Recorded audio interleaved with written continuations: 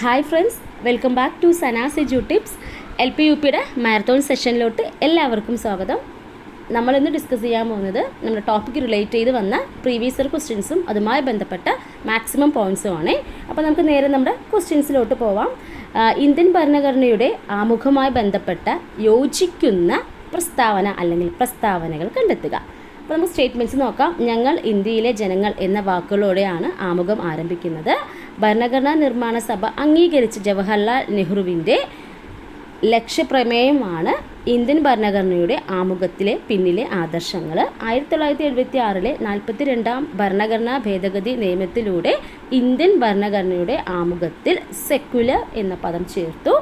ആമുഖം എന്ന ആശയം കടമെടുത്തത് ഫ്രഞ്ച് ഭരണഘടനയിൽ നിന്നാണ്. അപ്പോൾ ഓപ്ഷൻസ് A 1, 2 മാത്രം, 2, 3 മാത്രം, C 1, 2, 3 മാത്രം, D ഇവയെല്ലാം. ഇപ്പോൾ സ്റ്റേറ്റ്മെൻറ്റ് ടൈപ്പ് ക്വസ്റ്റ്യൻ ആണ്. അപ്പോൾ നമ്മുടെ സിലബസിൽ ആമുഖം എടുത്ത് പറഞ്ഞൊരു ടോപ്പിക്കാണ് അല്ലേ. അപ്പോൾ ഇതിൽ ഏതാണ് ഈ സ്റ്റേറ്റ്മെൻറ്റിൽ ഏതാണ് കറക്റ്റായിട്ട് വരുന്ന സ്റ്റേറ്റ്മെൻറ്റ്സ്? അപ്പോൾ ഞാൻ ആൻസർ പറയാം. ഞങ്ങൾ ഇന്ത്യയിലെ ജനങ്ങൾ, we the people of India എന്നാണ് നമ്മുടെ ആമുഖം തുടങ്ങുന്നത് അല്ലേ. അപ്പോൾ അത് ശരിയാണ്. ദെൻ ഭരണഘടനാ നിർമ്മാണ സഭ അംഗീകരിച്ച ജവഹർലാൽ നെഹ്റുവിൻ്റെ ലക്ഷ്യപ്രമേയമാണ് ഇന്ത്യൻ ഭരണഘടനയുടെ ആമുഖത്തിൻ്റെ പിന്നിലെ ആദർശങ്ങൾ. ശരിയാണ്. 1976 42ാം ഭരണഘടനാ ഭേദഗതി നിയമത്തിലൂടെ ഇന്ത്യൻ ഭരണഘടനയുടെ ആമുഖത്തിൽ സെക്യുലർ എന്ന പദം ചേർത്തു. That's also right. ദെൻ നോക്കൂ, 4ാമത്തെ ആമുഖം എന്ന ആശയം കടമെടുത്തത് ഫ്രഞ്ച് ഭരണഘടനയിൽ നിന്നാണ്. അപ്പോൾ നോക്കൂ, ആമുഖം എന്ന ആശയം കടമെടുത്തത് ഫ്രഞ്ചിൽ നിന്നാണോ? ഇല്ല, അമേരിക്കൻ ഭരണഘടനയിൽ നിന്നാണ് അല്ലേ. സോ ഈ ഒരു സംഭവമാണ് തെറ്റ്. അപ്പോൾ യോജിക്കുന്ന ശരിയായ പ്രസ്താവന ഉദ്ദേശിക്കുന്നത്. സോ ആൻസർ എന്താണ്? 1, 2, 3 എന്നതാണ് അല്ലേ. അപ്പോൾ നമുക്ക് ആമുഖമായി ബന്ധപ്പെട്ട എല്ലാ കാര്യവും നമുക്ക് വേഗം ഒന്ന് പഠിച്ചു പോവാം. അപ്പോൾ നമ്മുടെ ഈ ഒരു സെഷൻ നമ്മൾ എക്സാമിനുമായി ബന്ധപ്പെട്ട് അല്ലെങ്കിൽ എക്സാമുമായി ബന്ധപ്പെട്ട് കൂടുതൽ കാര്യം പഠിക്കാത്തവർ ആയിക്കോട്ടെ അല്ലെങ്കിൽ റിവിഷനായിട്ട് കണക്കാക്കുന്നവർ എല്ലാവർക്കും തന്നെ യൂസ്ഫുൾ ആയിരിക്കും. കാരണം നമ്മളൊരു ക്വസ്റ്റ്യൻ പറയുമ്പോൾ അതുമായി ബന്ധപ്പെട്ട എല്ലാ പോയിൻറ്റ്സും പറയുന്നുണ്ട്. അപ്പോൾ റിവിഷനായിട്ടും നിങ്ങൾക്ക് യൂസ്ഫുൾ ആണ്, അല്ലെങ്കിൽ ബിഗിനേഴ്സ് അല്ലെങ്കിൽ ഇപ്പോൾ സ്റ്റാർട്ട് ചെയ്യുന്നുള്ളൂ എന്നുള്ളവർക്കും യൂസ്ഫുൾ ആയിരിക്കും. അതുകൊണ്ട് തന്നെ തീർച്ചയായിട്ടും നിങ്ങൾ കാണുന്ന വീഡിയോ നിങ്ങൾക്ക് ഇഷ്ടപ്പെട്ടാൽ മാക്സിമം ഫ്രണ്ട്സിലോട്ട് ഷെയർ ചെയ്യുക, മാക്സിമം സപ്പോർട്ട് ചെയ്യുക കേട്ടോ. അപ്പോൾ നോക്കാം, ആമുഖം അല്ലേ. ഇന്ത്യൻ ഭരണഘടനയുടെ ആമുഖത്തിൻ്റെ ശില്പി PYQ ആണ്. ആരാണ്? ജവഹർലാൽ നെഹ്റു ആണ്. ദെൻ ജവഹർലാൽ നെഹ്റു അവതരിപ്പിച്ച ലക്ഷ്യപ്രമേയം ഒബ്ജക്റ്റീവ് റെസൊല്യൂഷൻ ആണ് ഭരണഘടനയുടെ ആമുഖമായിട്ട് മാറിയത്. അപ്പോൾ നമ്മുടെ ക്വസ്റ്റ്യനിൽ ചോദിച്ചിട്ടുണ്ട് അല്ലേ. അപ്പോൾ ഭരണഘടനയുടെ ആ ഒരു ആശയം എങ്ങനെയാണ്? ജവഹർലാൽ നെഹ്റുവിൻ്റെ ആണല്ലേ. സോ ഭരണഘടനാ നിർമ്മാണ സഭ അംഗീകരിച്ച ജവഹർലാൽ നെഹ്റുവിൻ്റെ ലക്ഷ്യപ്രമേയമാണ് ഇന്ത്യൻ ഭരണഘടനയുടെ ആമുഖത്തിന് പിന്നിലെ ആദർശങ്ങൾ. ശരിയാണ് അല്ലേ. ഇനി ജവഹർലാൽ നെഹ്റു ലക്ഷ്യപ്രമേയം അവതരിപ്പിച്ചത് എന്നാണ്? 1946 ഡിസംബർ 13. ഇതെല്ലാം തന്നെ ഓർക്കണം. അപ്പോൾ ഇന്ത്യൻ ഭരണഘടനയുടെ ആമുഖത്തിൻ്റെ ശില്പി ആരാണ്? ആമുഖത്തിൻ്റെ ശില്പി എന്ന് പറഞ്ഞ ജവഹർലാൽ നെഹ്റു ആണ്. ജവഹർലാൽ നെഹ്റു അവതരിപ്പിച്ച ഒബ്ജക്റ്റീവ് റെസൊല്യൂഷൻ അല്ലെങ്കിൽ ലക്ഷ്യപ്രമേയമാണ് ഭരണഘടനയുടെ ആമുഖമായിട്ട് മാറിയത്. ലക്ഷ്യപ്രമേയം അവതരിപ്പിച്ചത് എന്നാണ്? ജവഹർലാൽ നെഹ്റു 1946 ഡിസംബർ 13. ഇനി ജവഹർലാൽ നെഹ്റു അവതരിപ്പിച്ച ലക്ഷ്യപ്രമേയം ഭരണഘടനാ നിർമ്മാണ സഭ പാസ്സാക്കുന്നത് 1947 ജനുവരി 22. അപ്പോൾ ജവഹർലാൽ നെഹ്റു അവതരിപ്പിച്ച ലക്ഷ്യപ്രമേയം ഭരണഘടനാ നിർമ്മാണ സഭ പാസ്സാക്കുന്നത് എപ്പോഴാണ്? 1947 ജനുവരി 22. അടുത്തത് വെരി ഇമ്പോർട്ടൻറ്റ് ക്വസ്റ്റ്യൻ ആണ്. ഇന്ത്യൻ ഭരണഘടനയുടെ ആമുഖത്തിൽ പ്രതിപാദിക്കുന്ന ഒരേ ഒരു തീയതി, നമ്മുടെ ആമുഖത്തിൽ കാണുന്ന ഒരേ ഒരു തീയതി ഏതാണ്? 1949 നവംബർ 26. 1949 നവംബർ 26. അത് ഇന്ത്യൻ ഭരണഘടനയുടെ ആമുഖത്തിൽ പ്രതിപാദിക്കുന്ന ഒരേ ഒരു ഡേറ്റ് ഏതാണ്? തീയതി 1949 നവംബർ 26. കിട്ടിയല്ലോ. ഇനി നോക്കൂ, ഇന്ത്യൻ ഭരണഘടനയുടെ രത്നം എന്നറിയപ്പെടുന്നത് ഏതാണ്? ആമുഖത്തിനെയാണ് കേട്ടോ. ഇനി ഏത് രാജ്യത്തു നിന്നാണ് ഇന്ത്യ ആമുഖം കടം കൊണ്ടിരിക്കുന്നത്? നമ്മുടെ ക്വസ്റ്റ്യനിൽ നമ്മുടെ സ്റ്റേറ്റ്മെൻറ്റിൽ വന്നതാണ്. എവിടെ നിന്നാണ്? USA നിന്നാണ് അല്ലേ. അപ്പോൾ ക്വസ്റ്റ്യനിൽ തന്നെയാണ് തെറ്റായി തന്നൊരു ഓപ്ഷനായിട്ട് ഇപ്പോൾ ആമുഖം എന്ന ആശയം കടമെടുത്തത് അമേരിക്കൻ ഭരണഘടനയിൽ നിന്ന് അല്ലെങ്കിൽ USA നിന്നാണെന്ന് പറയാം. ദെൻ ഇന്ത്യൻ ഭരണഘടനയുടെ ആമുഖത്തിൻ്റെ ശില്പി നമ്മൾ പറഞ്ഞു ആരാണ്? ജവഹർലാൽ നെഹ്റു ആണ്. ഇനി നമ്മുടെ ഭരണഘടനയ്ക്ക് ഒരു ആമുഖം വേണമെന്ന ഒരു ആവശ്യം ആദ്യമായിട്ട് മുന്നോട്ട് വെച്ച വ്യക്തിയാണ് BN റാവു. ഇത് ഓർത്ത് വയ്ക്കുക. ഭരണഘടനയ്ക്ക് ഒരു ആമുഖം വേണമെന്ന ആവശ്യം ആദ്യമായിട്ട് മുന്നോട്ട് വെച്ച വ്യക്തിയാണ് BN റാവു. ഇനി നമ്മുടെ ആമുഖവുമായി ബന്ധപ്പെട്ട കുറച്ച് വിശേഷണങ്ങളാണ്, ഇമ്പോർട്ടൻ്റ് ആണ്. പ്രീവിയസ് ഇയർ ക്വസ്റ്റ്യൻസിൽ മിക്കവാറും ചോദിച്ച് കണ്ട സംഭവങ്ങളും അതൊക്കെ ഒന്ന് പഠിച്ചു വെച്ചേക്കുക കേട്ടോ. അപ്പോൾ നോക്കാം, ഇന്ത്യയുടെ രാഷ്ട്രീയ ജാതകം എന്ന് ആമുഖത്തെ വിശേഷിപ്പിച്ചത് KM മുൻഷിയാണ്. അപ്പോൾ ഇന്ത്യയുടെ രാഷ്ട്രീയ ജാതകം എന്ന ആമുഖത്തെ വിശേഷിപ്പിച്ചത് ആരാണ്? KM മുൻഷിയാണ്. ഇനി ഭരണഘടനയുടെ തിരിച്ചറിയൽ കാർഡ് എന്ന ആമുഖത്തെ വിശേഷിപ്പിച്ചത് പൽഖിവാലയാണ്. ദെൻ ഭരണഘടനയുടെ താക്കോൽ എന്ന ആമുഖത്തെ വിശേഷിപ്പിച്ചത് ആരാണ്? Ernest Barker. അപ്പോൾ താക്കോൽ ബാർക്കർ കേട്ടോ. താക്കോൽ എന്ന് ആമുഖത്തെ വിശേഷിപ്പിച്ചത് ഏണസ്റ്റ് ബാർക്കറാണ്. ഭരണഘടനയുടെ ഹൃദയവും ആത്മാവും എന്ന ആമുഖത്തെ വിശേഷിപ്പിച്ചത് താക്കൂർദാസ് ഭാർഗവാണ്. ശ്രദ്ധിക്കുക, ഹൃദയവും ആത്മാവും എന്ന ആമുഖത്തെ വിശേഷിപ്പിച്ചത് താക്കൂർദാസ് ഭാർഗവാണ്. അപ്പം നമ്മുടെ നെഹ്റു എന്തെങ്കിലും പറയണമല്ലോ അല്ലേ? ഭരണഘടനയുടെ ആത്മാവ് താക്കോൽ. ശ്രദ്ധിക്കുക, ആത്മാവ് താക്കോൽ ഇമ്പോർട്ടൻ്റ് ആണ്, അങ്ങോട്ടും ഇങ്ങോട്ടും മാറിപ്പോകുന്ന സംഭവമാണ്.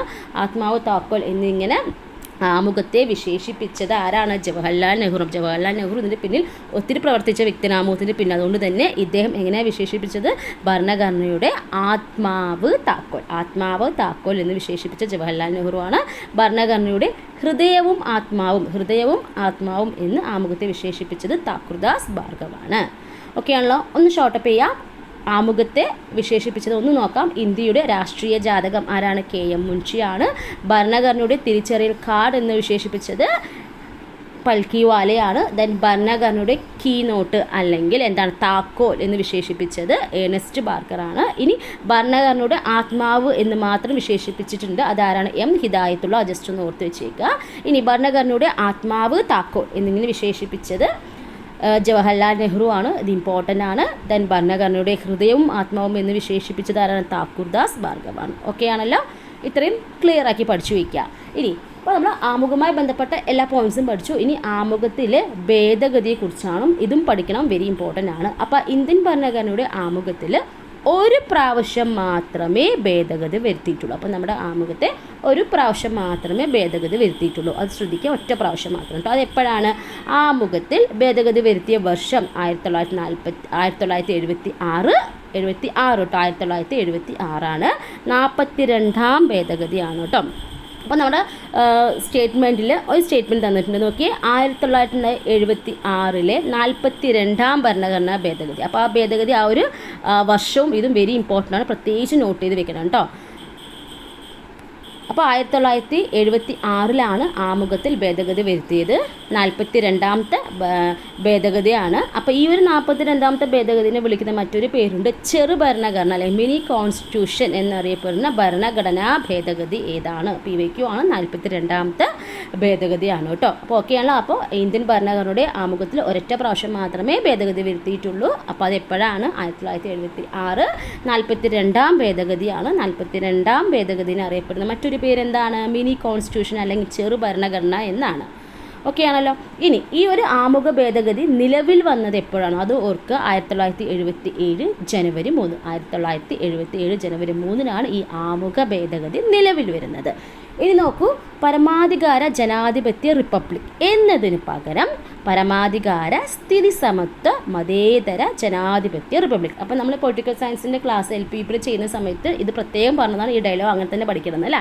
അപ്പോൾ ഈ പരമാധികാര ജനാധിപത്യ റിപ്പബ്ലിക് എന്നതിന് പകരം എന്താക്കി മാറ്റി?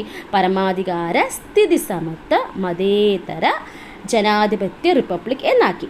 അപ്പോൾ സോഷ്യലിസ്റ്റ് അല്ലെങ്കിൽ സ്ഥിതി സമത്വം, സെക്യുലർ അതായത് മതേതരത്വം എന്നീ വാക്കുകൾ കൂട്ടിച്ചേർത്തു. കണ്ടോ? അപ്പോൾ ഈ സെക്യുലർ എന്ന് പറയുന്ന വാക്ക് കൂട്ടിച്ചേർത്തു അല്ലേ. അപ്പോൾ നമ്മുടെ ക്വസ്റ്റ്യനിലോട്ട് ഒന്നും കൂടി പോവാം. ക്വസ്റ്റ്യനിൽ പ്രത്യേകം പറഞ്ഞു 1976 42ാം ഭരണഘടനാ ഭേദഗതി നിയമത്തിലൂടെയാണ് ഇന്ത്യൻ ഭരണഘടനയുടെ ആമുഖത്തിൽ എന്ത് ചേർത്തത്? സെക്യുലർ എന്ന പദം ചേർത്തത്. ശരിയാണല്ലോ അല്ലേ?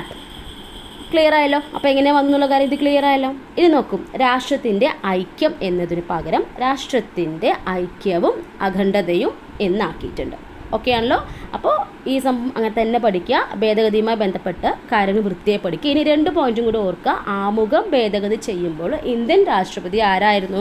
ഫക്രുദ്ദീൻ അലി അഹമ്മദാണ്. ആമുഖം ഭേദഗതി ചെയ്യുമ്പോൾ ഇന്ത്യൻ രാഷ്ട്രപതി ഫക്രുദ്ദീൻ അലി അഹമ്മദാണ്. അതേസമയം ആമുഖം ഭേദഗതി ചെയ്യുമ്പോൾ ഇന്ത്യൻ പ്രധാനമന്ത്രി ആരായിരുന്നു? ഇന്ദിരാഗാന്ധിയാണ് കേട്ടോ. ഇന്ദിരാഗാന്ധിയായിരുന്നു ആമുഖം ഭേദഗതി ചെയ്യുന്ന സമയത്ത് ഇന്ത്യൻ പ്രധാനമന്ത്രി. അപ്പോൾ ഓർക്കുക, ആമുഖം ഭേദഗതി ചെയ്യുമ്പോൾ ഇന്ത്യൻ രാഷ്ട്രപതി ഫക്രുദ്ദീൻ അലി അഹമ്മദാണ്. അതുപോലെ തന്നെ ആമുഖം ഭേദഗതി ചെയ്യുമ്പോൾ ഇന്ത്യൻ പ്രധാനമന്ത്രി ആരായിരുന്നു? ഇന്ദിരാഗാന്ധി. ക്ലിയർ ആയല്ലോ. അപ്പോൾ ഇനി അറിയുന്നത് 2 പോയിന്റും കൂടിയാണ്.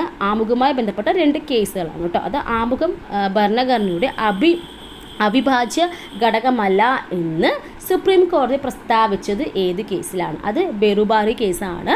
അത് 1960-ലാണ്. ഇപ്പോൾ ഈ ഒരു കേസ് ഒന്ന് ഓർത്ത് വെച്ചേക്കണം കേട്ടോ. ഇനി ആമുഖം ഇന്ത്യൻ ഭരണഘടനയുടെ ഭാഗമാണെന്നും അടിസ്ഥാന ഘടന നിലനിർത്തിക്കൊണ്ട് അനുച്ഛേദം 368 ഇത് ഓർക്കണം, അനുച്ഛേദം 368 ഉപയോഗിച്ച് അതിൽ ഭേദഗതി വരുത്താമെന്ന് സുപ്രീം കോടതി പ്രഖ്യാപിച്ചത് ഏത് കേസിലാണ്? അത് കേശവാനന്ദ ഭാരതി കേസ്.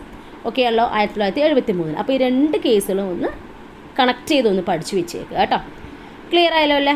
അപ്പോൾ നമുക്കിനി അടുത്ത ക്വസ്റ്റ്യനിലോട്ട് പോകാം. അപ്പോൾ ക്വസ്റ്റ്യനും അതിൻ്റെ എല്ലാ എക്സ്പ്ലനേഷനും ക്ലിയർ ആയെന്ന് വിശ്വസിക്കുന്നു. അപ്പോൾ നെക്സ്റ്റ് ക്വസ്റ്റ്യനിലോട്ട് പോവുകയാണേ. അപ്പോൾ ഇന്ത്യൻ നാഷണൽ കോൺഗ്രസിൻ്റെ 1929 ലാഹോർ സമ്മേളനത്തെക്കുറിച്ചുള്ള പ്രസ്താവന ഏതാണ്? ഇന്ത്യൻ സ്വാതന്ത്ര്യ സമരത്തിൻ്റെ അന്തിമ ലക്ഷ്യം പൂർണ്ണ സ്വരാജാണെന്ന് പ്രഖ്യാപിച്ചു. ഗാന്ധിജിയുടെ നേതൃത്വത്തിൽ സിവിൽ നിയമലംഘന പ്രക്ഷോഭം ആരംഭിച്ചു. സുഭാഷ് ചന്ദ്രബോസ് ആയിരുന്നു ലാഹോർ സമ്മേളനത്തിൻ്റെ അധ്യക്ഷൻ. അപ്പോൾ INC ഇന്ത്യൻ നാഷണൽ കോൺഗ്രസുമായി ബന്ധപ്പെട്ട് 1929 ലാഹോർ സമ്മേളനത്തെക്കുറിച്ചാണ് കുറച്ച് സ്റ്റേറ്റ്മെൻറ്റ്സ് തന്നേക്കുന്നത്. അപ്പോൾ അതിൻ്റെ ലാഹോർ സമ്മേളനവുമായി ബന്ധപ്പെട്ട സ്റ്റേറ്റ്മെൻറ്റ്സ് ഏതൊക്കെയാണെന്നാണ് ചോദിച്ചിരിക്കുന്നത്. അപ്പോൾ ഏതൊക്കെയാണ് ഇതിൽ? നമ്മൾ INCയുടെ ക്ലാസ്സൊക്കെ ഡീറ്റെയിൽഡ് ആയിട്ട് ചെയ്തതാണ്. അപ്പോൾ അറിയാത്തവരോ കാണാത്തവരോ ഉണ്ടെങ്കിൽ പ്ലേലിസ്റ്റിൽ നോക്കുക കേട്ടോ. സെപ്പറേറ്റ് പ്ലേലിസ്റ്റ് ക്രിയേറ്റ് ചെയ്തിട്ടുണ്ട്.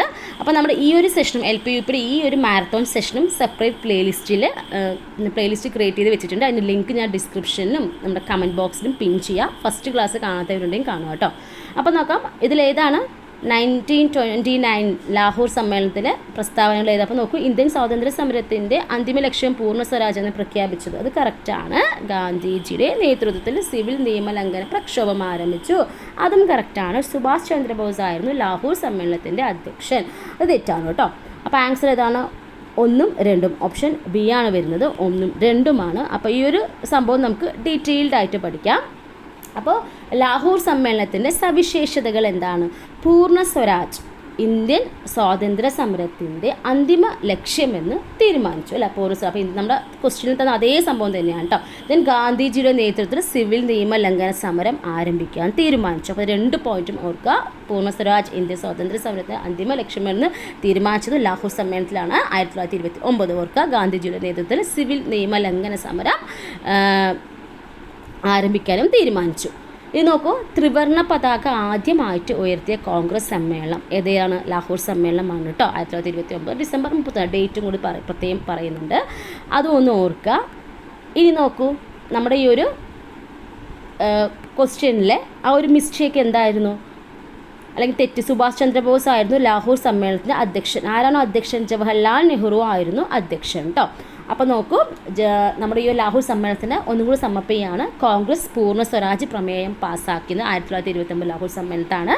ദെൻ സിവിൽ നിയമലംഘന പ്രസ്ഥാനം ആരംഭിക്കാൻ തീരുമാനിക്കുന്നുണ്ട്. ജവഹർലാൽ നെഹ്റു പ്രസിഡൻ്റായ ആദ്യ സമ്മേളനം. അപ്പോൾ 1929 ലാഹോർ സമ്മേളന പ്രസിഡന്റ് ആരാണ്? ജവഹർലാൽ നെഹ്റു ആണ്. 1929 ഡിസംബർ 31 ജവഹർലാൽ നെഹ്റു ഇന്ത്യൻ പതാക ഉയർത്തി പൂർണ്ണ സ്വരാജ് പ്രഖ്യാപനം നടത്തി 1930 ജനുവരി 26 സ്വാതന്ത്ര്യ ദിനമായിട്ട് ആഘോഷിക്കാനും തീരുമാനിക്കുന്നു. അപ്പോൾ ഇത്രയും പോയിന്റ്സ് 1929 ലാഹോർ സമ്മേളനമായി പഠിച്ചു വെക്കേണ്ടതാണ്. എല്ലാം തന്നെ ഇമ്പോർട്ടൻറ്റ് പോയിൻ്റ് ആണ്. അപ്പോൾ ക്വസ്റ്റ്യൻ ക്ലിയർ ആയല്ലോ അല്ലേ? അപ്പോൾ ഇനി അടുത്ത ചോദ്യത്തിലോട്ട് പോവാണേ. അപ്പോൾ ഈ ഒരു മാരത്തോൺ സെഷനിൽ ഞാൻ നമ്മുടെ ഹിസ്റ്ററി, ജോഗ്രഫി, പൊളിറ്റിക്കൽ സയൻസ് അങ്ങനത്തെ എല്ലാ കാര്യം ഇൻക്ലൂഡ് ചെയ്യുന്നുണ്ട്. നമ്മുടെ ഭരണഘടന അങ്ങനത്തെ കാര്യങ്ങളെല്ലാം ഇൻക്ലൂഡ് ചെയ്യും. കൂടെ തന്നെ സയൻസ് വിഷയങ്ങളും ഇൻക്ലൂഡ് ചെയ്യുന്നുണ്ട്. പിന്നെ സൈക്കോളജിയുടെ കാര്യങ്ങൾ ഇതുപോലെ ചെയ്യണമെന്ന് വിചാരിക്കുന്നത് സെപ്പറേറ്റ് ആയിട്ട് തരാം. അപ്പോൾ നിങ്ങൾക്ക് പഠിക്കാൻ കുറച്ചും കൂടി ഈസി ആയിരിക്കും. അപ്പോൾ സൈക്കോളജിയുമായി വരുന്ന ചോദ്യങ്ങളും സെപ്പറേറ്റ് ചെയ്യുന്നതായിരിക്കും. ഓക്കെ ആണല്ലോ അല്ലേ? അപ്പോൾ നോക്കാം, ഇനി അടുത്ത ക്വസ്റ്റ്യൻ നോക്കാം. ഒരു വാതകത്തിൻ്റെ വ്യാപ്തവും തന്മാത്രകളുടെ എണ്ണവും തമ്മിൽ ബന്ധിപ്പിക്കുന്ന നിയമം ഏത്? ബോയിൽ നിയമം, ചാൾസ് നിയമം, അവഗാഡ്രോ നിയമം, പാസ്കൽ നിയമം. ഒരു വാതകത്തിൻ്റെ വ്യാപ്തവും തന്മാത്രകളുടെ എണ്ണവും തമ്മിൽ ബന്ധിപ്പിക്കുന്ന നിയമം. അപ്പോൾ ഒരു വാതകത്തിൻ്റെ വ്യാപ്തവും തന്മാത്രകളുടെ എണ്ണവും തമ്മിൽ ബന്ധിപ്പിക്കുന്ന നിയമം ഏതാണ്? ആൻസർ ഓപ്ഷൻ സി ആണ്, അവഗാഡ്രോ നിയമമാണ്. അപ്പോൾ ഈ നിയമങ്ങളൊക്കെ നമുക്കൊന്ന് വേഗം ഒന്ന് പഠിച്ചെടുത്താലോ. ജസ്റ്റ് മെയിൻ പോയിന്റ്സ് മാത്രം ഒന്ന് വേഗം ഒന്ന് പഠിച്ചെടുക്കാം. അപ്പോൾ നമുക്ക് ബോയിൽ നിയമം. എന്താണ് ബോയിൽ നിയമം? ഇംഗ്ലീഷ് ശാസ്ത്രജ്ഞനായ റോബർട്ട് ബോയിലാണ് ഈ നിയമത്തിൻ്റെ ഉപജ്ഞാതാവ്. പേര് പോലെ തന്നെ റോബർട്ട് ബോയിലാണ് ഈ നിയമത്തിൻ്റെ ഉപജ്ഞാതാവ്. ദെൻ സ്ഥിരോഷ്മാവിൽ സ്ഥിതി ചെയ്യുന്ന ഒരു വാതകത്തിൻ്റെ മർദ്ദം അതിൻ്റെ വ്യാപ്തത്തിന് വിപരീത അനുപാതത്തിലായിരിക്കും. അപ്പോൾ ഇത്ര ഓർത്താൽ മതി. പി അല്ലേ, പി എന്ന് പറയുന്ന പ്രഷർ എന്ന് മർദ്ദം എന്ന് പറയുന്നത് എന്താ? അതിൻ്റെ വ്യാപ്തത്തിന് വിപരീത ഓപ്പോസിറ്റ് ഇൻവേഴ്സ്ലി പ്രൊപ്പോർഷണൽ ആയിരിക്കും. ഒന്ന് കൂടുമ്പോൾ ഒന്ന് കുറയും എന്ന രീതിയിലായിരിക്കും എന്നാണ് ഈ ഒരു ബോയിൽ നിയമം പറയുന്നത് കേട്ടോ. അപ്പോൾ സ്ഥിരോഷ്മാവിൽ സ്ഥിതി ചെയ്യുന്ന ഒരു വാതകത്തിൻ്റെ മർദ്ദവും വ്യാപ്തവും അല്ലേ, മർദ്ദവും വ്യാപ്തവും തമ്മിലുള്ള റിലേഷനാണ് പറയുന്നത്. അപ്പോൾ മർദ്ദം എന്ന് പറയുന്നത് അതിൻ്റെ വ്യാപ്തത്തിന് എന്തായിരിക്കും? വിപരീത അനുപാതത്തിലായിരിക്കും. ഓക്കെ, ഇൻവേഴ്സ്ലി പ്രൊപ്പോർഷണൽ ആയിരിക്കും എന്നാണ് പറയുന്നത്. അപ്പോൾ ഈ ഒരു സംഭവം മാത്രം നിങ്ങൾ മെയിനായി ഓർത്താൽ എന്തും തമ്മിലുള്ള കണക്ഷൻ ആണെന്നുള്ള കാര്യം കറക്റ്റായിട്ട് ഓർത്ത് വെച്ചാൽ മതി കേട്ടോ. ഇനി അടുത്ത് നോക്കൂ, ചാൾസ് നിയമം എന്താണ്? ഒരു നിശ്ചിത മാസ് വാതകത്തിൻ്റെ മർദ്ദം സ്ഥിരമായിരിക്കുമ്പോൾ ആ വാതകത്തിൻ്റെ വ്യാപ്തം അബ്സലൂട്ട് ഊഷ്മാവിന് നേർ അനുപാതത്തിലായിരിക്കും. അപ്പോൾ ഇത്രയൊന്നും ഡീറ്റെയിൽ നിങ്ങൾക്ക് പോകണ്ട, ജസ്റ്റ് ഈ ഒരു സംഭവം കിട്ടിയാൽ മതി. എന്താണ്? വോള്യൂമും വാതകത്തിൻ്റെ വ്യാപ്തവും അതിൻ്റെ ആ ടെമ്പറേച്ചർ ഉണ്ടല്ലോ, അതും എന്താണ്? നേർ അനുപാതത്തിലായിരിക്കും, ഡയറക്റ്റ്ലി പ്രൊപ്പോർഷണൽ ആയിരിക്കും. അതൊന്ന് ഓർത്താൽ മതി കേട്ടോ. ഇനി അടുത്തത് എന്താണ്? നമ്മുടെ അവഗാഡ്രോ നിയമം അല്ലേ. അപ്പോൾ താപനില, മർദ്ദം എന്നിവ സ്ഥിരമായിരിക്കുമ്പോൾ വാതകങ്ങളുടെ വ്യാപ്തം തന്മാത്രകളുടെ എണ്ണത്തിന് നേർ അനുപാതമായിരിക്കും. അപ്പോൾ ഇതെങ്ങനെയാണ്? നോക്കൂ, താപനിലയും മർദ്ദവും പ്രഷറും ടെമ്പറേച്ചറും എല്ലാം സ്ഥിരമായിരിക്കുന്ന സമയത്ത് വാതകങ്ങളുടെ വ്യാപ്തം എന്ന് പറയുന്നത് എന്താണ്? വോള്യൂം എന്ന് പറയുന്നത് എന്തായിരിക്കും? തന്മാത്രകളുടെ എണ്ണത്തിന് നേർ അനുപാതമായിരിക്കും, ഡയറക്ട്ലി പ്രൊപ്പോർഷണൽ ആയിരിക്കും. അപ്പോൾ നമ്മുടെ ക്വസ്റ്റ്യനും അത് തന്നെയായിരുന്നു അല്ലേ. ഇവിടെ എന്താണ്? വ്യാപ്തവും തന്മാത്രകളുടെ എണ്ണം തമ്മിലുള്ള റിലേഷനാണ് പറയുന്നത്. സോ ക്വസ്റ്റ്യൻ എന്തായിരുന്നു? നോക്കൂ, വ്യാപ്തവും തന്മാത്രയുടെ എണ്ണവും തമ്മിലുള്ള ആ ഒരു ബന്ധം സൂചിപ്പിക്കുന്നത് ഏതിലാണ്? നമ്മുടെ അവഗാഡ്രോ നിയമത്തിലാണ് അല്ലേ. അപ്പോൾ ക്വസ്റ്റ്യൻ ക്ലിയർ ആയല്ലോ. അപ്പോൾ ഇനി ഇതിൻ്റെ കൂടെ തന്നെ പഠിച്ചു വയ്ക്കുക. അവഗാഡ്രോ നമ്പർ എത്രയാണ്? 6.023 × 10⁻23. അപ്പോൾ ഇത് ഇമ്പോർട്ടൻ്റ് ആണ്. 6.023 × 10⁻23 ആണ് അവഗാഡ്രോ നമ്പർ എന്ന് പറയുന്നത്. അപ്പോൾ ഇനി നമ്മുടെ ഈ ഒരു ലോസ് എല്ലാം ഇംഗ്ലീഷിൽ പഠിച്ചവർക്ക് ഒന്ന് മനസ്സിലാവാൻ വേണ്ടിയിട്ടാണ് ആ ഒരു ഇംഗ്ലീഷുമായി ബന്ധപ്പെട്ട ഒരു സ്ലൈഡും കൂടി ഇൻക്ലൂഡ് ചെയ്യുന്നത്. അപ്പോൾ നിങ്ങൾ ആ ഒരു റിലേഷൻ മാത്രം മെയിനായിട്ട് ഫോക്കസ് ചെയ്യുക. അപ്പോൾ നിങ്ങൾക്കൊരു കണക്ഷൻ എങ്ങനെ ചോദിച്ചാലും ചെയ്യാൻ പറ്റും. കൂടെ തന്നെ ഈ ഗ്രാഫും കൂടി നോക്കും. നമുക്ക് ബോയിൽസ് ലോ ആകുമ്പോൾ നമുക്ക് ഇൻവേഴ്സ്ലി പ്രൊപ്പോർഷണൽ ആണ്. അപ്പോൾ ഒന്ന് കൂടുമ്പോൾ ഒന്ന് കുറയും. സോ ഇങ്ങനത്തെ ഗ്രാഫായിരിക്കും. ചാൾസ് ലോവും എങ്ങനെ നോക്കുക, അവഗാഡ്രോ ലോവും എങ്ങനെ, ആ ഒരു ഗ്രാഫ് വന്ന കാര്യം ജസ്റ്റ് നോക്കുക. കാരണം ഒരു പരീക്ഷയ്ക്ക് ഇങ്ങനെ ഗ്രാഫ് തന്നിട്ട് ഇതിൽ ബോയിൽസ് ലോ അല്ലെങ്കിൽ ബോയിൽസ് നിയമം ബന്ധപ്പെട്ട ഗ്രാഫ് ഏതാണ് എന്ന് ചോദിച്ചിട്ടുണ്ട്. അതുകൊണ്ട് ഇതും കൂടി ഒന്ന് പ്രത്യേകിച്ച് നോട്ട് ചെയ്യുക കേട്ടോ. ഇനി അടുത്ത് നമ്മുടെ ഓപ്ഷനിൽ തന്നത് പിന്നെ പാസ്കൽ നിയമമാണ്. പാസ്കൽ നിയമം നമ്മൾ ഫിസിക്സിലൊക്കെ പഠിച്ചതാണ് അല്ലേ. അപ്പോൾ ഒന്നും കൂടി നോക്കാം. നിശ്ചലാവസ്ഥയിലുള്ള ദ്രവത്തിൻ്റെ ഏതെങ്കിലും ഒരു ഭാഗത്ത് പ്രയോഗിക്കുന്ന മർദ്ദം അതിൻ്റെ എല്ലാ ഭാഗത്തും ഒരേ അളവിൽ അനുഭവപ്പെടും. അപ്പോൾ പാസ്കൽ ലോ പറയുന്നത് ഇത്രയേ ഉള്ളൂ. നിശ്ചലാവസ്ഥയിൽ ദ്രവത്തിൻ്റെ ഏതെങ്കിലും ഒരു ഭാഗത്ത് അല്ലെങ്കിൽ ഏതെങ്കിലും ഒരു സൈഡിൽ നമ്മൾ പ്രയോഗിക്കുന്ന ആ ഒരു പ്രഷർ എന്ന് പറയുന്നത് അതിൻ്റെ എല്ലാ ഭാഗത്തും എന്തായിരിക്കും? ഒരേ അളവിൽ ഫീൽ ചെയ്യും എന്നതാണ് പാസ്കൽ നിയമം പറയുന്നത്. ഇനി പാസ്കൽ നിയമവുമായി ബന്ധപ്പെട്ട് ചോദിക്കാൻ സാധ്യതയുള്ള ചോദിച്ച കുറച്ച് ക്വസ്റ്റ്യൻസ് ആണ് നോക്കുക. Hydraulic press, hydraulic break, hydraulic Jack, hydraulic lift എന്നിവയുടെ പ്രവർത്തനവുമായി ബന്ധപ്പെട്ട അടിസ്ഥാന നിയമം ഏതാണ്? പാസ്കൽ നിയമമാണ് കേട്ടോ. PYQ ആണ്, ഒത്തിരി പ്രാവശ്യം ചോദിച്ചിട്ടുണ്ട്. ഹൈഡ്രോളിക് ജാക്ക് എല്ലാം പ്രവർത്തിക്കുന്നത് ഏത് നിയമത്തിൻ്റെ അടിസ്ഥാനത്തിലാണ്? ഇതാണ് പാസ്കൽ നിയമമാണ്. ഇനി ഫ്ലഷ് ടാങ്കിൻ്റെ പ്രവർത്തന തത്വം എന്താണ്? അതും പാസ്കൽ ലോ ആണ്. അപ്പോൾ ക്ലിയർ ആയല്ലോ. ഇനി അടുത്ത ക്വസ്റ്റ്യനിലോട്ട് പോവാം. പഞ്ചസാരയിലെ ഘടക മൂലകങ്ങൾ ഏതൊക്കെയാണ്? Carbon, hydrogen, oxygen, nitrogen, hydrogen, chlorine, hydrogen, oxygen, chlorine, carbon, hydrogen, nitrogen. അപ്പോൾ പഞ്ചസാരയിലെ ഘടക മൂലകങ്ങൾ ഏതൊക്കെയാണ്? ഓപ്ഷൻ എ ആണ് carbon, hydrogen, oxygen. Carbon, hydrogen, oxygen ആണ് പഞ്ചസാരയിലെ പ്രധാന ഘടക മൂലകങ്ങൾ എന്ന് പറയുന്നത്. അപ്പോൾ നമ്മുടെ ഈ പഞ്ചസാരയുമായി ബന്ധപ്പെട്ട കുറച്ച് എക്സ്ട്രാ പോയിന്റ്സ് നോക്കാം. അപ്പോൾ നമ്മൾ ഫസ്റ്റ് പോയിന്റ് നമ്മുടെ ക്വസ്റ്റ്യൻ തന്നെയാണ്, ഡയറക്റ്റാണ്. പഞ്ചസാരയിലെ പ്രധാന ഘടക മൂലകങ്ങൾ ഏതൊക്കെയാണ്? കാർബൺ, ഹൈഡ്രജൻ, ഓക്സിജൻ ആണ്. ഇനി നിത്യജീവിതത്തിൽ ഉപയോഗിക്കുന്ന പഞ്ചസാരയാണ്, അതിന് വിളിക്കുന്ന പേരാണ് സുക്രോസ് എന്ന് പറയുന്നത്. ഇനി പ്രകാശ സംശ്ലേഷണ ഫലമായിട്ട് രൂപപ്പെടുന്ന പഞ്ചസാര ഏതാണ്? അത് സൂക്രോസ് തന്നെയാണ്. ഏറ്റവും ലഘുവായ പഞ്ചസാര ചോദിക്കുക, അത് ഗ്ലൂക്കോസ് ആണ്. ഏറ്റവും ലഘുവായ പഞ്ചസാര ഗ്ലൂക്കോസ് ആണ്. ഇനി ലെവുലോസ് എന്നറിയപ്പെടുന്നത് ഏതാണെന്ന് ചോദിക്കുക, അത് ഫ്രക്ടോസ് ആണ്. ഓർക്കുക, ലെവുലോസ് എന്നറിയപ്പെടുന്നത് ഫ്രക്ടോസ് ആണ്. അങ്ങോട്ടും ഇങ്ങോട്ടും മാറിപ്പോവരുത്. സൂക്രോസിൽ അടങ്ങിയിരിക്കുന്ന മോണോസാക്കറൈഡുകൾ ഏതൊക്കെയാണെന്ന് ചോദിക്കുക, അത് ഗ്ലൂക്കോസും ഫ്രക്ടോസുമാണ്. അതുപോലെ തന്നെ ലാക്ടോസിൽ അടങ്ങിയിരിക്കുന്ന മോണോസാക്കറൈഡുകൾ ഏതൊക്കെയാണെന്ന് ചോദിക്കുക, അത് ഗ്ലൂക്കോസും ഗാലക്ടോസുമാണ് കേട്ടോ. അപ്പോൾ ജസ്റ്റ് ഒന്ന് ഓർത്ത് വെച്ചേക്കുക. ഇനി മാൾട്ടോസിൽ അടങ്ങിയിരിക്കുന്നത്, മാൾട്ടോസിൽ എന്തൊക്കെ അടങ്ങിയെന്ന് ചോദിക്കുക, അത് 2 ഗ്ലൂക്കോസ് തന്മാത്രകളാണ് കേട്ടോ. മാൾട്ടോസിൽ അടങ്ങിയിരിക്കുന്ന 2 ഗ്ലൂക്കോസ് തന്മാത്രകളാണ്. ഇനി കൃത്രിമ പഞ്ചസാരകൾക്ക് ഉദാഹരണം പഠിച്ചു വെച്ചേക്കുക, സാക്കറിനും ആസ്പാർട്ടേമും ആണ്. സാക്കറിൻ ആൻഡ് ആസ്പാർട്ടനാണ് കൃത്രിമ പഞ്ചസാരകൾക്ക് ഉദാഹരണം എന്ന് പറയുന്നത്. ഇനി ആദ്യത്തെ കൃത്രിമ പഞ്ചസാര ഏതാണ്? സാക്കറിൻ ആണ്. ആദ്യത്തെ കൃത്രിമ പഞ്ചസാര സാക്കറിൻ ആണ്. സാധാരണ പഞ്ചസാരയേക്കാൾ 200 ഇരട്ടി മധുരമുള്ള കൃത്രിമ പഞ്ചസാരയാണ് സാക്കറിൻ എന്ന് പറയുന്നത്. ഇനി സാധാരണ പഞ്ചസാരയേക്കാൾ 300 ഇരട്ടി മധുരമുള്ള കൃത്രിമ പഞ്ചസാരയുണ്ട്, അതാണ് ആസ്പാർട്ടം എന്ന് പറയുന്നത് കേട്ടോ. അതൊന്ന് ഓർത്ത് വെച്ചേക്കുക. ഇനി സാധാരണ പഞ്ചസാരയേക്കാൾ 600 ഇരട്ടി മധുരമുള്ള രാസവസ്തുവാണ് സുക്രലോസ് എന്ന് പറയുന്നത് കേട്ടോ. ഓക്കെ ആണല്ലോ. ഇനി പ്രമേഹ രോഗികൾ പഞ്ചസാരയ്ക്ക് പകരം ഉപയോഗിക്കുന്ന മധുര പദാർത്ഥമാണ് ആസ്പാർട്ടം എന്ന് പറയുന്നത്. ഓക്കെ ആണല്ലോ. അപ്പോൾ ഇത്രയുമാണ് നമ്മുടെ പഞ്ചസാരയുമായി ബന്ധപ്പെട്ട് കളക്ട് ചെയ്ത കൂടുതൽ ഇൻഫർമേഷൻ എന്ന് പറയുന്നത്. ഇനി അപ്പോൾ അടുത്ത ക്വസ്റ്റിനോട്ട് പോകാം. ആറ്റത്തിൽ അപ്പോൾ പഞ്ചസാര എന്ന് പറയുമ്പോൾ ആദ്യം മെയിൻ പോയിന്റ് ഓർക്കുന്നതാണ്, പഞ്ചസാരയിലെ പ്രധാന ഘടകമൂലകങ്ങൾ കാർബൺ, ഹൈഡ്രജൻ, ഓക്സിജൻ. നമ്മുടെ ക്വസ്റ്റ്യൻ തന്നെയാണ് കാർബൺ, ഹൈഡ്രജൻ, ഓക്സിജൻ. ദെൻ പ്രകാശ സംശ്ലേഷണ ഫലമായിട്ട് രൂപപ്പെടുന്നത് പഞ്ചസാര ഒന്ന് പഠിച്ചു വയ്ക്കുക, നമുക്ക് കണ്ടിട്ടുണ്ട്. ദെൻ ലെവുലോസ് എന്നറിയപ്പെടുന്നത് ഫ്രക്ടോസ് ആണെന്ന് ഓർക്കുക. ഏറ്റവും ലഘുവായ പഞ്ചസാര ഗ്ലൂക്കോസ് എന്നാണ് ഓർക്കുക. ദെൻ നിത്യജീവിതത്തിൽ ഉപയോഗിക്കുന്ന പഞ്ചസാര സൂക്രോസ്. മെയിൻ പോയിന്റ്സ് എന്ന് പറയുന്നത്. ബാക്കിയൊന്നും അതിന് ക്വസ്റ്റ്യൻ കണ്ടിട്ടില്ല, എന്നാലും എക്സ്ട്രാ ഇൻഫർമേഷൻ നിലയിൽ തന്നതാണ്. കൃത്രിമ പഞ്ചസാരകൾക്ക് ഉദാഹരണം ഒന്ന് പഠിച്ചു വെച്ചേക്കുക, ആദ്യത്തെ കൃത്രിമ പഞ്ചസാര പഠിച്ചു വെച്ചേക്കുക കേട്ടോ. ഇത് ബാക്കിയൊക്കെ ഒന്ന് നമുക്കൊന്ന് കൂടുതൽ കാര്യങ്ങൾ വായിക്കുന്ന നമ്മുടെ മനസ്സിൽ തങ്ങാൻ വേണ്ടിയാണ് എക്സ്ട്രാ ഫാക്ട്സ് പറയുന്നത് കേട്ടോ. ദെൻ അടുത്ത് നോക്കാം. ആറ്റത്തിലെ ചാർജ് ഇല്ലാത്ത കണമായ ന്യൂട്രോണിനെ കണ്ടെത്തിയ ശാസ്ത്രജ്ഞൻ ആരാണ്? J Thomson, Ernest Rutherford, James Chadwick, then James Clerk Maxwell. ആറ്റത്തിലെ ചാർജ് ഇല്ലാത്ത കണമായ ന്യൂട്രോൺ കണ്ടുപിടിച്ചത് ആരാണ്? ഒരു ഡൗട്ടും വേണ്ട, ആരാണ്? ഓപ്ഷൻ സി ആണ്, ജെയിംസ് ചാഡ്വിക് ആണ് കേട്ടോ. ജെയിംസ് ചാഡ്വിക് ആണ് ന്യൂട്രോൺ കണ്ടുപിടിച്ചത്. അപ്പോൾ ഓരോരുത്തർ എന്തൊക്കെ കണ്ടുപിടിച്ചു എന്നുള്ള കാര്യം നമുക്ക് ഒന്ന് പഠിച്ചു വെക്കാം, ഇമ്പോർട്ടൻ്റ് ആണ്. അപ്പോൾ ആറ്റം ആരാണ്? ജോൺ ഡാൾട്ടൺ ആണ്. ഇലക്ട്രോൺ കണ്ടുപിടിച്ചത് ജെ തോംസൺ ആണ്, നമുക്ക് കഴിഞ്ഞ ക്ലാസ്സിൽ പറഞ്ഞതാണ്. Then proton Ernest Rutherford. Neutron കണ്ടുപിടിച്ചത് ജെയിംസ് ചാഡ്വിക് ആണ്. ന്യൂക്ലിയസ് ഏണസ്റ്റ് റൂദർഫോർഡ് ആണ്. പൊസിട്രോൺ ആണെങ്കിൽ കാൾ ആൻഡേഴ്സൺ ആണ് കേട്ടോ. അപ്പോൾ നോക്കുക, atom John Dalton, electron J Thomson, proton Ernest Rutherford ആണ്, ന്യൂക്ലിയസും ഏണസ്റ്റ് റൂദർഫോർഡ് ആണ്, ന്യൂട്രോൺ ജെയിംസ് ചാഡ്വിക് ആണ്, പൊസിട്രോൺ ആണെങ്കിൽ കാൾ ആൻഡേഴ്സൺ ആണ്. ഇനി നമ്മൾ ആറ്റത്തിൻ്റെ സൗരയൂഥ മാതൃക ചോദിക്കാൻ, അത് റൂദർഫോർഡ് ആണ്. ആറ്റത്തിൻ്റെ പ്ലം പുഡിംഗ് മാതൃക പഠിച്ചാണ് നമുക്ക് കഴിഞ്ഞ ക്ലാസ്സിൽ, ജെ തോംസൺ ആണ്. ആറ്റത്തിൻ്റെ വേവ് മെക്കാനിക്സ് മാതൃക കൂടി പഠിച്ചു വയ്ക്കുക. ആറ്റത്തിൻ്റെ വേവ് മെക്കാനിക്സ് മോഡലാണെങ്കിൽ ഇർവിൻ ഷ്രോഡിഞ്ചർ ആണ്. ദെൻ അനിശ്ചിതത്വ പ്രിൻസിപ്പൾ അല്ലെങ്കിൽ സിദ്ധാന്തം അല്ലെങ്കിൽ അൺസർട്ടനിറ്റി പ്രിൻസിപ്പൾ ആണെങ്കിൽ ഹൈസൻബർഗ് ആണ്. ഇത് പഠിക്കാറോ, ഇത് പ്രീവിയസ്ലി ചോദിച്ചിട്ടുണ്ട്. അപ്പോൾ ക്ലിയർ ആയെന്ന് വിശ്വസിക്കുന്നു. നമ്മൾ ക്വസ്റ്റ്യൻസിലൂടെ ഒത്തിരി കാര്യങ്ങൾ പഠിച്ചു. നമ്മുടെ സിലബസ് റിലേറ്റ് ചെയ്ത് വരുന്ന ഭാഗങ്ങൾ തന്നെയാണ് എല്ലാം.